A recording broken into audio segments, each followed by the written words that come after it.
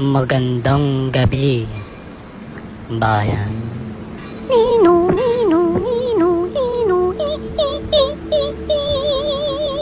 Ngayon po ay kasalukuyang nasa isang madilim na daan po tayo at tinatahak ito ng mag-isa.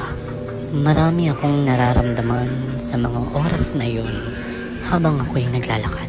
Bukod dun sa mga maingay na nagagawa. Ngunit habang tayo naglalakad ay may nakita tayong isang nilalang aso lang pala.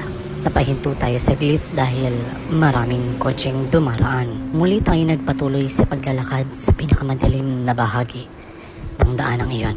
Nakakaramdam na ako ng takot at hiya kasi may tao eh. Muli akong naglakad sa isang masukal.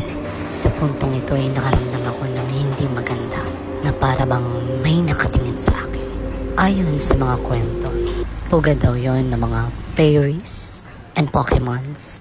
Kaya hindi ako mapakalaya. Kaya tumakbo na ako sa aking takot. Masyadong masukal ang daanan. Puro halaman. Mapanganib. Kailangan talaga na may kasama ka. Sa dulo nito ay may mas madilim pang bahagi.